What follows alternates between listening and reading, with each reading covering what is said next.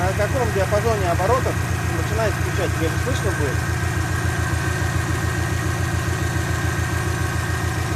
Смотри,